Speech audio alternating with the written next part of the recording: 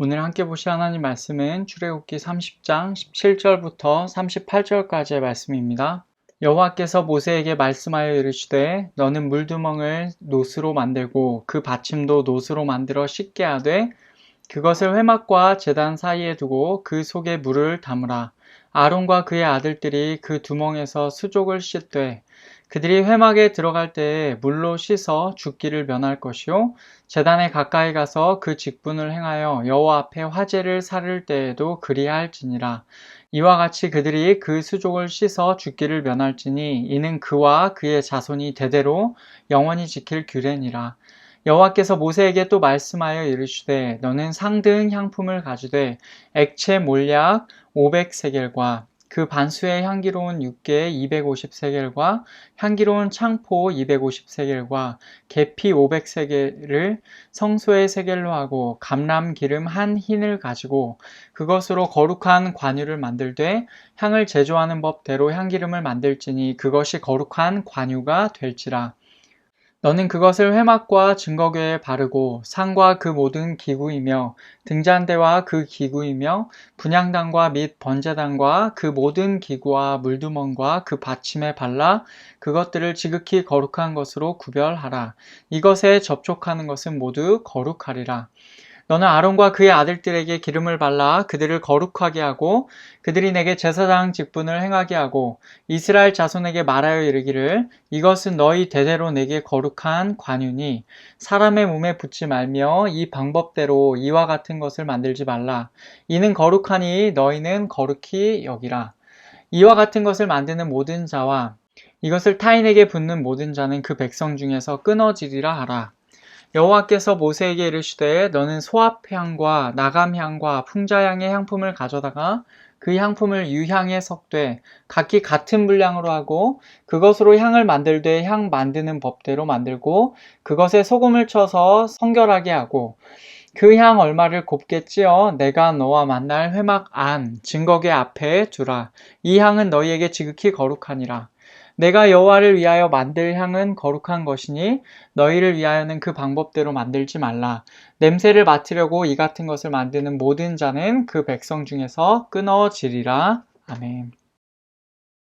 저희가 꽤 오랜 시간 동안 성막에 관하여서 말씀을 듣고 있습니다. 여러 가지 성막 기구들이 나왔었고 그 다음에 성막을 기능하게 할 제사장에 관한 말씀이 나왔어요. 그리고서 이제 나오는 내용이 추가적인 성막의 기구들입니다. 지난주에는 저희가 분향단에 관해서 들었어요. 분향단과 속전이 내용이 같이 나와서 그 두 가지 내용을 함께 보았고요.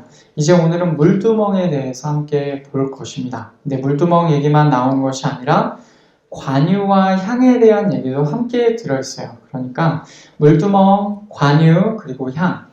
이 세 가지에 관하여서 저희가 함께 하나님 말씀 듣기를 원합니다. 오늘 말씀까지 해서 성막에 관한 자세한 내용이 마무리가 돼요. 그 마지막에 나오는 내용이 오늘인데 우선 오늘 말씀의 큰 그림을 좀 살펴보겠습니다. 오늘 말씀은 무엇을 다루는지 그것에 따라서 세 부분으로 나눌 수가 있어요. 17절부터 21절까지에서는 물두멍이 나오고 22절부터 33절까지에서는 관유에 대한 얘기가 나오고 그 다음에 34절부터 38절까지에서는 향에 관한 말씀이 나와요. 그 순서대로 내용을 먼저 살펴보겠습니다. 여러분, 물두멍이 무엇입니까? 여러분이 알고 계신 물두멍은 어떻게 생겼습니까? 물두멍은 노스로 만들어집니다. 그 받침도 노스로 만들어야 해요. 그런데 좀 특이한 점은 다른 성막 기구들과는 다르게 물두멍의 구체적인 모양이나 치수는 나와 있지가 않아요. 그래서 우리가 일반적으로 생각할 때 절구통 같은 모양으로 우리가 많이들 이해하곤 하는데 정확하게 그 모양이 어떠한지는 우리가 알 수가 없습니다. 이 물두멍의 위치가 나오죠. 위치는 어디입니까? 회막과 번제단 사이에요. 성막들의 입구로 딱 들어와서 성막의 입구까지 갈 때는 두 가지를 만나게 되는데 첫 번째는 번제단을 만납니다. 그리고 그 다음에 있는 게 물두멍이죠. 그래서 물두멍을 거치면 성막의 입구로 들어갈 수가 있는 것입니다. 위치상으로 볼 때 물두멍의 목적은 씻는 것이에요. 그래서 이 안에는 물이 담겨 있어야 합니다. 아론과 그의 아들들, 즉 제사장이 손과 발을 씻는 것을 위하여서 이렇게 물두멍이 있는 거예요. 그리고 이렇게 씻을 때는 손만 씻는 것이 아니라 발도 함께 씻습니다. 제사장이 물두멍에서 손과 발을 씻는 것은 이 때에는 정해져 있어요. 오늘 말씀 20절, 21절을 보면 그들이 회막에 들어갈 때, 이 회막을 다른 말로 하면 성막이라고 할 수가 있겠습니다. 성막에 들어갈 때, 그리고 그들이 분향단으로 가까이 갈 때, 분향단이 성소에 있죠. 그러니까 분향단으로 가까이 가려면 성막 안으로 들어가야 합니다. 성막 안으로 들어갈 때 이들이 무조건 물두멍에서 손과 발을 씻어야 해요. 그래서 죽음을 면하여야 합니다.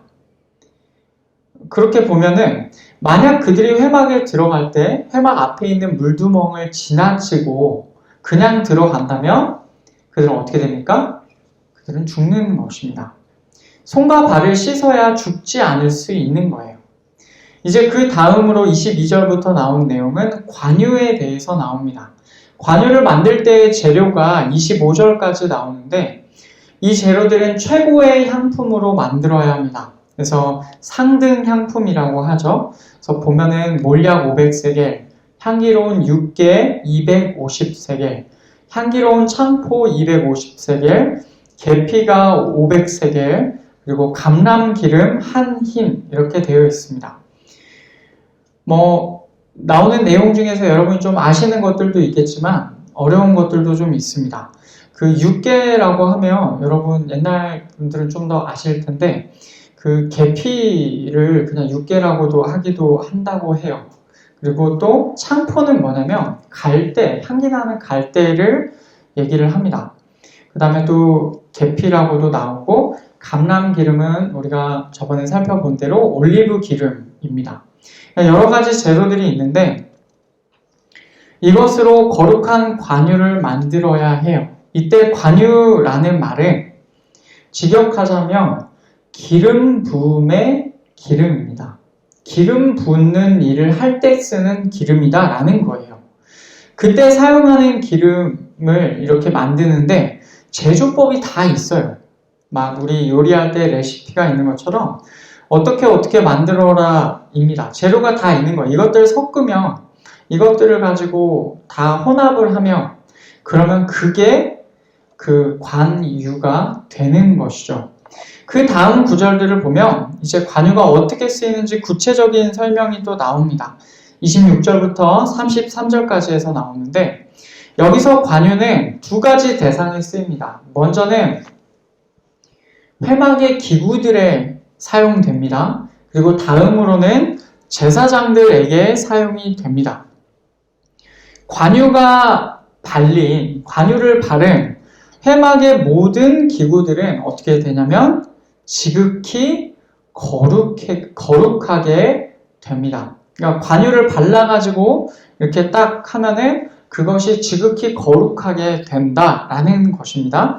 또한 그 관유를 아론과 그의 아들들, 제사장들이죠. 제사장들에게 바르게 되면 어떻게 됩니까? 그들이 거룩하게 되어서 제사장 직분을 행할 수 있게 됩니다.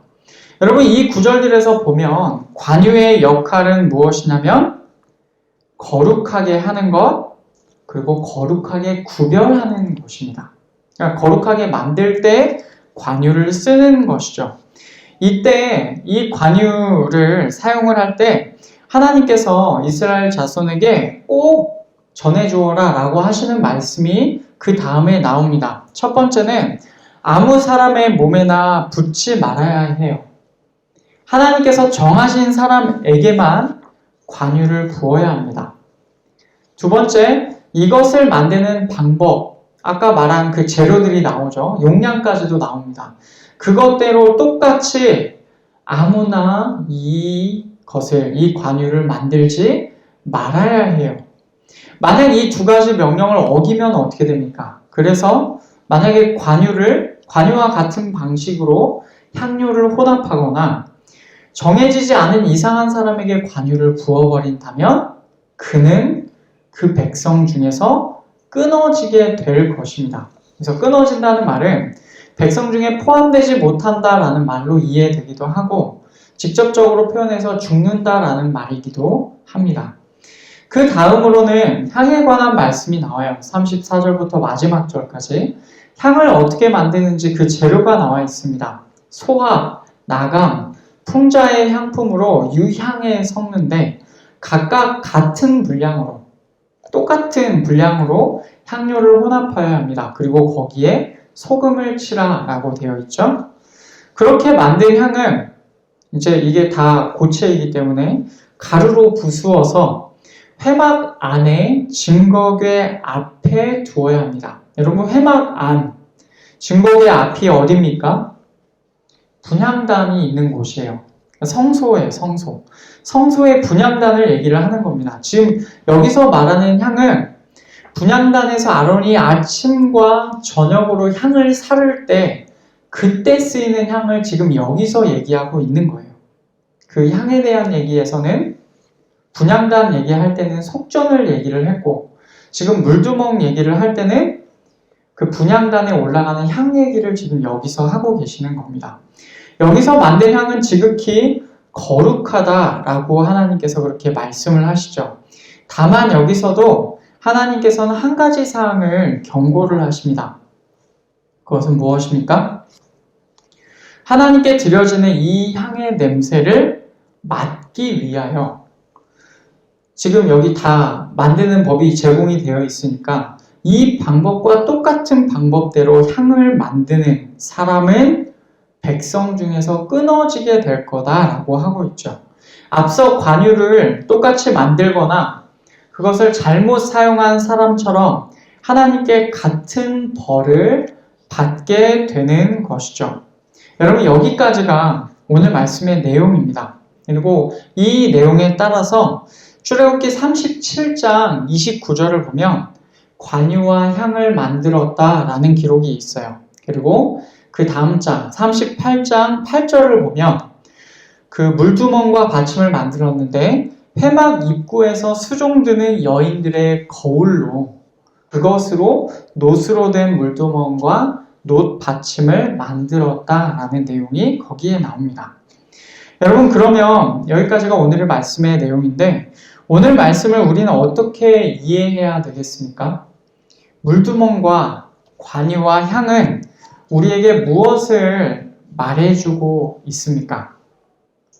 우선 물두멍에 관한 말씀에서 핵심 내용을 한번 다시 생각해 보겠습니다. 아무리 거룩하게 구별된 제사장이라 할지라도 성소로 들어갈 때는요, 항상 손과 발을 씻어야 합니다. 여러분, 이것은 제사장만 들어갈 수 있는 거예요. 그러나 그 제사장이 거룩하게 구별되어 있다고 할지라도 성소로 들어갈 때는 항상 손과 발을 씻어야 해요. 여러분, 이것을 표면적으로 보면 이렇게 이해할 수가 있겠죠. 보통 제사장의 역할은 제물을 잡아서 번제단에 올려드리는 것입니다. 그리고 그 제물을 처리하고 피 처리도 하는 거예요. 그러니까 그 손은 보통 피로 이렇게 적셔져 있을 겁니다. 짐승의 피로.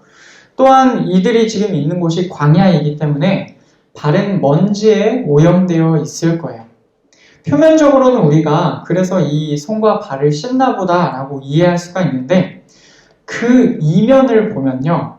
사람의 원래 상태가 어떠한지가 잘 드러나 있어요. 여러분 일반 사람도 아니라 제사장입니다. 그런데 그 제사장이 손과 발을 씻지 않은 채로 성소에 들어간다면 그는 죽게 됩니다. 이것은 뭘 말합니까? 제사장의 원래 상태가 거룩하신 하나님과 어울리지 않는다라는 것을 보여주고 있어요. 비록 제사장이 위임식 때 물로 씻김받고 제사장의 거룩한 옷을 입고 제물의 피가 그 위에 뿌려져서 그 죄가 속죄되고 그 죄와 부정결함이 처리가 된다고 할지라도 하나님께서 계신 성막에 다가갈 때마다 매번 물로 손과 발을 씻지 않으면 죽임을 당하게 된다는 거예요. 여러분, 이것이 뭘 의미하겠어요? 제사장의 원래 상태가 거룩하신 하나님과는 어울리지 않는다라는 것을 보여주고 있어요. 하물며 제사장도 그러한데 사람도 마찬가지겠죠. 얼마나 사람의 원 상태가 하나님과 어울리지 않는지, 얼마나 사람에게 죄가 가득한지, 얼마나 하나님과 거리가 먼지를 우리가 이 구절 하나를 통해서도 분명하게 알 수가 있습니다.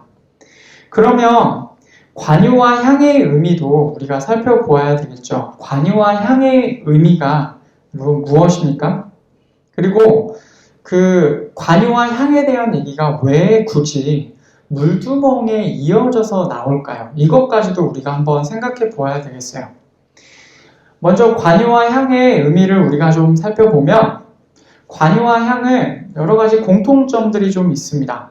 오늘 말씀 29절과 36절을 보면 거기에 이렇게 되어 있어요. 29절은 관유에 대한 내용이고 36절은 향에 대한 내용입니다.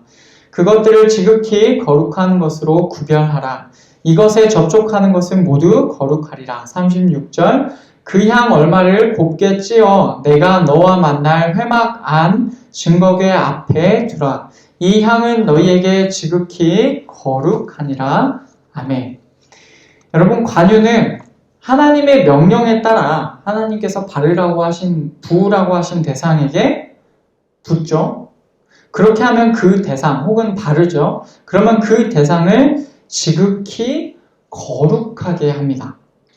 향은 어떻습니까? 향은 그 자체로 지극히 거룩합니다. 보면은 관유와 향 둘 다 거룩하다라는 것을 우리가 알 수가 있어요.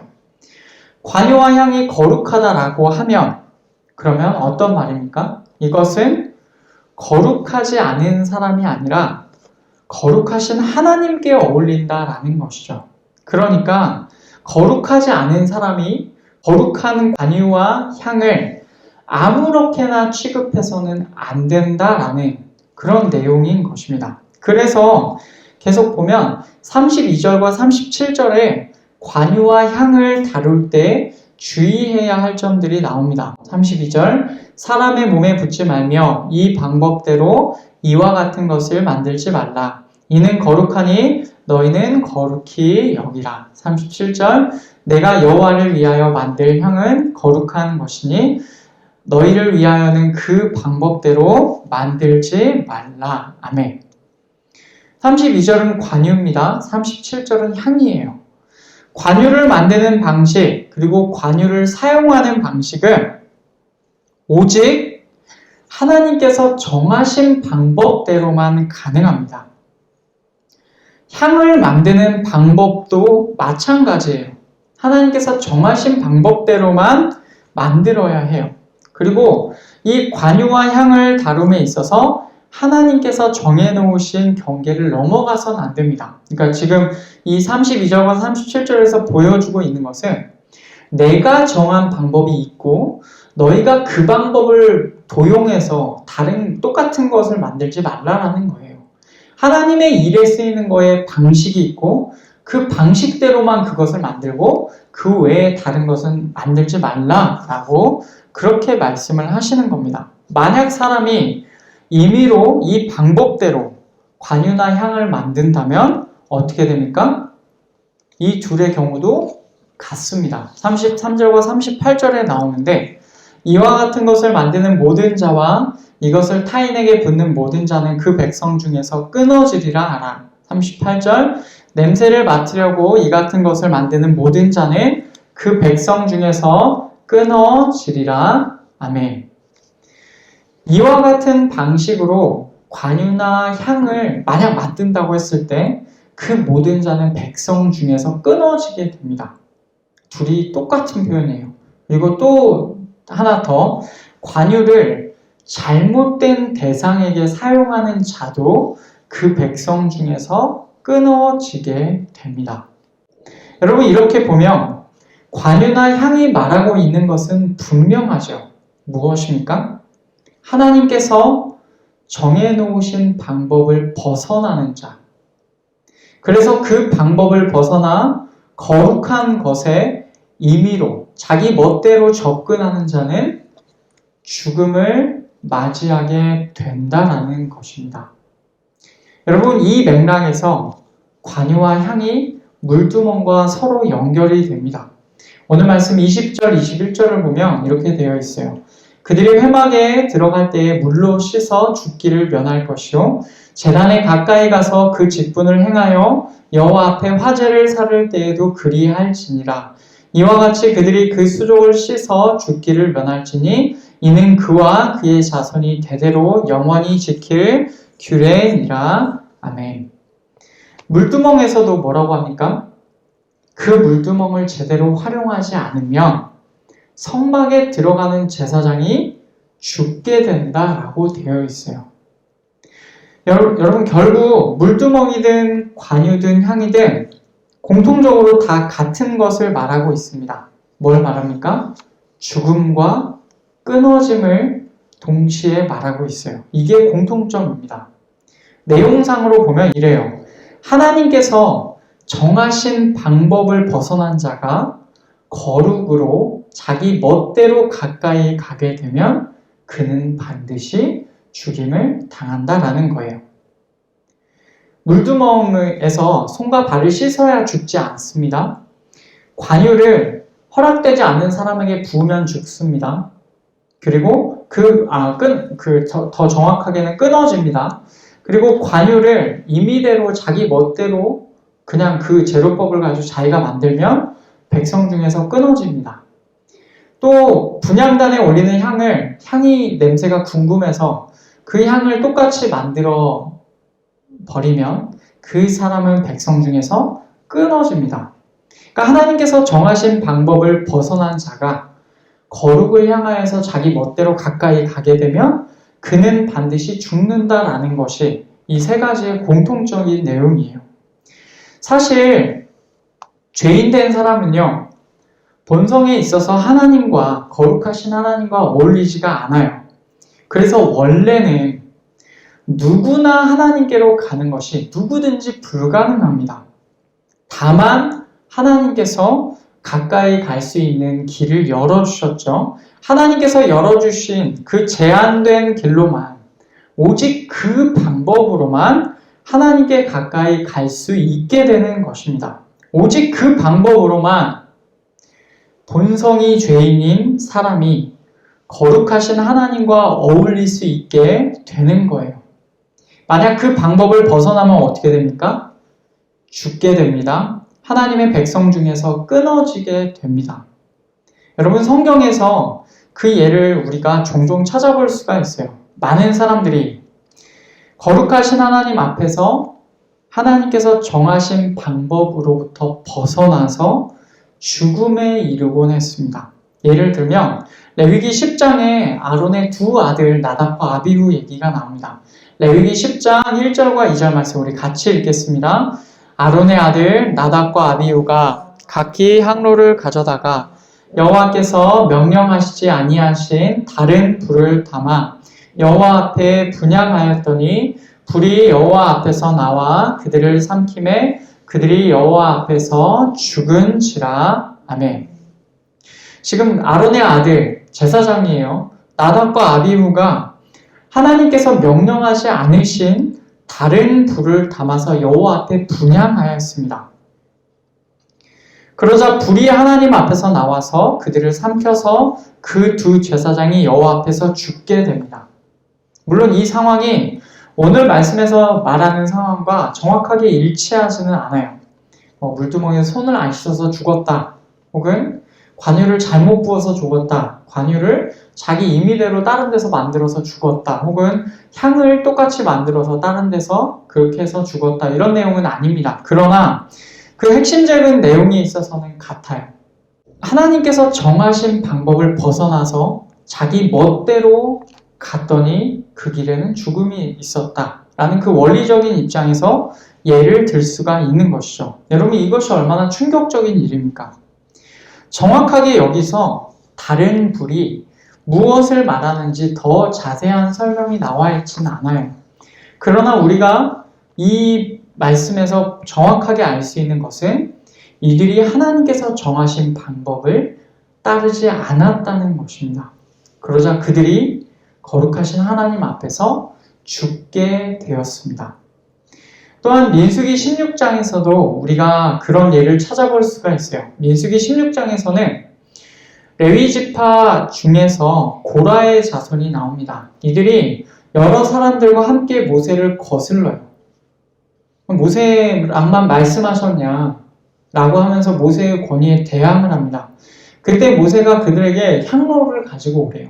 그리고 불을 담고 그 위에 향을 얹어서 회막문에 서라 라고 그렇게 말합니다. 그때의 기록이 민수기 16장 18절 19절에 있습니다. 우리 같이 읽겠습니다. 그들이 제각기 향로를 가져다가 불을 담고 향을 그 위에 얹고 모세와 아론과 더불어 회막문에 서니라. 고라가 온 회중을 회막문에 모아두고 그 두 사람을 대적하려 하매 여호와의 영광이 온 회중에게 나타나시니라. 아멘. 회막문 앞에 고라 자손들이 섰어요. 모세와 아론이 섰습니다.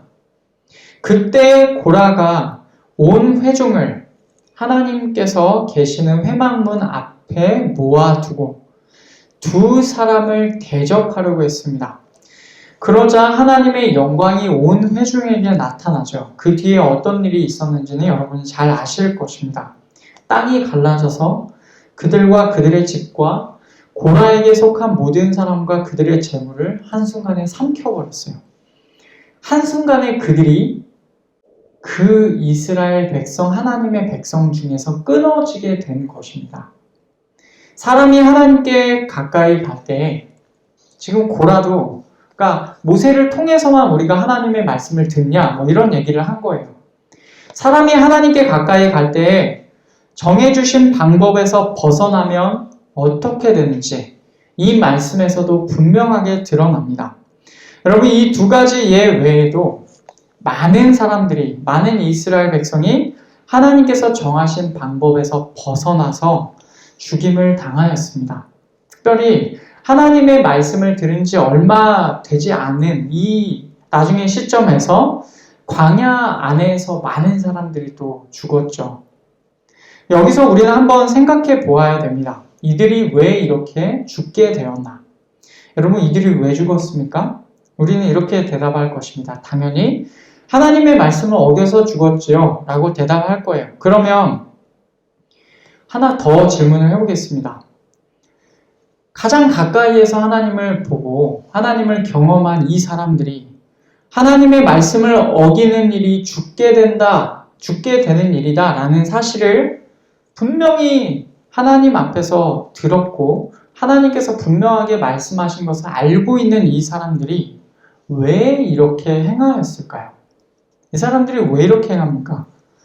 그 이유에 관하여서 이 구약, 특별히 광야 시대를 회고하면서 유다서에서 신약의 유다서에서 이렇게 말을 합니다. 유다서 1장 5절에 너희가 본래 모든 사실을 알고 있으나 내가 너희로 다시 생각나게 하고자 하노라. 주께서 백성을 애굽에서 구원하여 내시고 후에 믿지 아니하는 자들을 멸하셨으며 아멘. 여러분 이 말씀 가운데 답이 있어요. 이 말씀을 보면 하나님께서 애굽에서 구원하여 내시고 광야에서 멸하신 사람들을 가리켜서 뭐라고 표현합니까? 유다서에서 믿지 아니하는 자들이다 라고 그렇게 표현을 해요. 하나님의 말씀을 어겨서 죽은 자들을 가리켜서 믿지 않은 자들이다 라고 그렇게 말을 합니다. 여러분 여기서 우리가 한 가지 중요한 사실을 알 수가 있어요. 하나님께서 정하신 방법에서 벗어난 것. 그래서 하나님의 말씀대로 행하지 않은 것은요. 믿음과 연결되는 일이다 라는 것입니다. 믿지 않아서 그들이 그렇게 행하였고 그래서 하나님께서 그들을 멸하셨다라고 그렇게 말하고 있죠. 이렇게 보면 결국 불순종의 이유는 불신앙이 있습니다.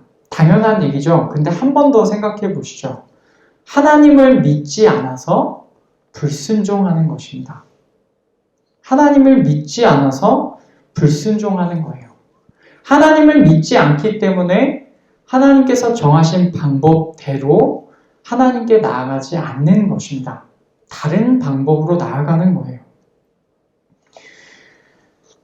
여기까지 우리가 이렇게 보았는데, 그러면 물두멍을 다루는 말씀에서 하나님께서 왜 관유와 향을 함께 말씀하시는지를 우리가 알 수가 있겠죠. 우리가 하나님께로 나아갈 때는요, 하나님께서 정하신 방법으로만 나아갈 수가 있습니다. 만약 우리가 그렇게 나아가지 않으면 우리는 죽게 될 것입니다. 이 분명한 사실을 우리는 물두멍에서 알 수 있죠. 물두멍의 말씀에서. 그러나 관유와 향의 말씀을 이 물두멍의 내용에서 이어서 말씀하심으로써 공통점이 있는 세 가지 내용을 함께 강조하시는 거예요. 뭘 강조하십니까? 이 말씀을 읽는 우리가 정말로 하나님께서 정하신 법대로, 하나님께서 정하신 방법대로 걷고 있는가? 이것을 우리에게 물어보고 있습니다. 그 길을 감에 있어서, 그 길을 간다는 것은요, 하나님의 말씀에 순종한다는 것을 말합니다. 이것은 분리된 것이 아닙니다.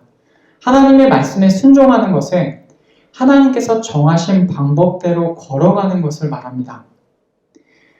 나는 하나님께 순종한다고 하면서 다른 방법을 찾아서 가는 방향만 같으면 된다라고 해서 그런 방식으로 가는 것은 순종하는 것이 아니에요. 순종하는 것은 하나님의 방법에 순종하는 것이고 그 방법대로 가는 것입니다. 그때 그 순종을 함에 있어서 필수적인 것이 무엇이냐면 믿음이에요. 우리 하나님을 향한 신뢰예요. 결국 오늘 말씀은 우리에게 돌아와서 우리의 믿음을 바라보게끔 우리를 만듭니다. 이 시대에 사는 우리도 신앙생활에 있어서 이런 갈등에 놓일 때가 있어요. 하나님께서 정하신 방법대로 하느냐, 아니면 내가 생각하는 방법, 내가 정하는 방식대로 일을 하느냐. 이 상황 중에 확실한 것은 우리가 하나님의 일을 하는 우리가, 하나님의 길을 걷는 우리가 사실은 자격이 없다는 것입니다. 자격 없는 우리가 하나님께로 나아감에 있어서는 반드시 필요한 것이 거룩해지는 일이 필요해요. 거룩해져야 해요. 거룩하지 않으면 죽습니다. 하나님께 가까이 가면. 근데 그 거룩해져야 하는데 그 거룩의 방법에 있어서 우리는 우리의 방법을 제시할 수가 없습니다. 하나님의 방법대로 가야 되는 거예요. 그 길 외에는 하나님께서 우리를 향하여서 열어놓으신 길이 아무것도 없습니다. 구약시대에 많은 거짓 선지자들이 다른 하나님의 말씀을 전하였던 적이 있었어요. 신약시대에 많은 이단들이 들어와서 여러 다른 방법들을, 구원받는 다른 방법들을 말하던 적이 있었어요. 이들의 방식은 같습니다. 믿음을 혼란하게 만드는 겁니다. 우리의 믿음이 헷갈리게 만드는 거예요. 여러분, 이 시대에도 마찬가지입니다. 심지어는 교회 안에서도 종종 여러 가지 방법들이 막 얘기되곤 합니다. 복음 구원이 아니라 사회 구원, 이 땅에서 사람이 사람답게 살아야 된다, 이런 얘기를 막 하는 사람들도 있고, 한 번 구원을 받았으면 그 구원은 계속 지속되는 구원이니까 다시는 회개하지 마라, 그건 네가 믿음이 없는 거다라고 얘기하는 구원파식의 믿음도 있습니다. 또한 어떤 사람들은 묘하게 선행을 강조하면서 네가 그 선행을 해야 네가 구원받는다 라고 묘하게 그 말 가운데 그런 내용들이 들어있기도 합니다. 그러나 오늘 말씀에서 우리가 분명하게 알 수 있는 사실은 죄인된 우리가 하나님께로 나아감에 있어서, 거룩하신 하나님께 가까이 감에 있어서 그 길에는 많은 길이 있지 않다라는 거예요. 오직 하나님께서 정하여 놓으신 한 길밖에 없습니다. 그 길 외에는 우리가 하나님께로 나아갈 수 있는 길이 없어요. 그러니까 악한 세력들은 자꾸 그 하나뿐인 길을 흔들려고 합니다. 우리의 믿음을 공격해요. 우리가 처음에 우리 인간이 어떻게 하나님께 죄를 짓게 되었는지 그 처음의 때를 기억하여 보십시오. 에덴 동산에서 하와에게 뱀이 말했던 내용을 기억하십니까? 창세기 3장 4절과 5절 말씀에 이렇게 되어 있습니다. 뱀이 여자에게 이르되 너희가 결코 죽지 아니하리라. 너희가 그것을 먹는 날에는 너희 눈이 밝아져 하나님과 같이 되어 선악을 알 줄 하나님이 아심이니라. 아멘. 뱀이 여자에게 이렇게 말해요. 너희가 결코 죽지 않는다라고 그렇게 얘기를 합니다. 이 말씀은 하나님께서 말씀하신 내용과 정반대예요. 그걸 먹으면 반드시 죽는다고 하셨거든요. 근데 결코 죽지 않는데요. 그래놓고 덧붙이는 말이 무엇입니까? 먹는 날에는 너희 눈이 밝아져 하나님과 같이 돼. 하나님께서 그걸 너희가 하나님처럼 되는 걸 원하지 않아. 그래서 하나님이 너희가 그걸 먹으면 반드시 죽는다고 거짓말한 거야 라는 내용이 들어있어요. 하나님을 의심하게 합니다. 그래서 불순종이 됐죠. 근데 그 시작은 어디입니까? 믿음이 흔들리는 데서 있는 것이죠. 믿음이 흔들리면 우리는 불순종하게 됩니다. 믿음이 확고하면 우리는 순종하게 되고 우리가 분명하게 하나님께서 정하신 방법대로 걸어갑니다. 그러니까 결국 우리의 문제는 미혹되는 거에 있습니다. 우리의 믿음이 자꾸 흔들리는 거예요. 그러니까 오늘 말씀을 우리에게 하나님께서 주실 때 하나님께서 기대하시는 바는 뭐냐면 결국 우리가 다시 믿음 앞에 서는 것을 기대하시는 겁니다. 하나님을 신뢰하고 하나님의 방법 외에는 다른 길이 없음을 인정하고 그 하나님의 방법 위에 우리가 서기를 원하고 계신 거예요. 관유와 향의 말씀에서 볼 수 있듯이 다른 방법은 없고 다른 방법을 시도하다가는 우리는 끊어지고 죽습니다. 예수 그리스도를 믿는 길 외에는 우리가 하나님께로 나아갈 수 있는 어떤 길도 존재하지 않아요. 그리고 물두멍의 말씀에서 우리가 또한 볼 수 있듯이 날마다 우리가 예수 그리스도 안에서 하나님께 나아갈 때 그때에도 날마다 우리가 해야 될 일은 손과 발을 씻는 거예요. 이미 예수 그리스도를 믿음으로 거듭났지만 거듭난 우리가 매일의 삶에서 죄를 회개하고 날마다 우리의 죄를 돌이키며 날마다 우리를 정결하게 하고 하나님께로 나아가야 합니다. 여러분 그 길에 생명이 있음을 굳게 믿으시고 흔들리지 마십시오. 말씀을 맺겠습니다. 오늘은 물두멍과 관유와 향에 관하여서 하나님의 말씀을 들었습니다. 이 셋은 서로 달라 보이지만 사실 공통점이 있어요. 거룩의 방법을 말해주고 있죠. 자격 없는 우리가 하나님께로 나아가는 길은 오직 하나님께서 정해놓으신 길밖에 없다라는 것을 보여주고 있어요. 그 길에서 만약 우리가 벗어난다면 죽음과 끊어짐이 있을 것입니다. 그러면 우리가 어떻게 그 길 위에 있을 수가 있겠어요? 우리가 어떻게 하나님의 말씀에 하나님께서 정하신 방법대로 우리가 어떻게 순종할 수 있겠습니까? 그것은 하나님을 향한 믿음, 하나님을 향한 신뢰에 달려 있습니다. 우리의 구원을 향하여 하나님께서 정해놓으신 길을 신뢰하십시오. 예수 그리스도 외에는 다른 길이 없고 누가 뭐라 해도 예수 그리스도를 믿으면 우리는 구원받는다 라는 사실을 기억하십시오. 그리고 거듭난 우리가 우리의 인생에서 어떤 것을 선택할 때에도 하나님을 신뢰하시면서 하나님의 방법대로 선택하시면 좋겠습니다. 그렇게 매일의 삶에서 우리가 그렇게 살아가는데 또한 우리의 삶에 있는 매일의 죄를 날마다 씻으면서 그렇게 여러분 거룩하게 사시고 하나님을 신뢰하며 사시고 또한 그 하나님께서 원하시는 길 위에 서 계시는 우리 모든 성도님들 되시기를 간절히 축복합니다.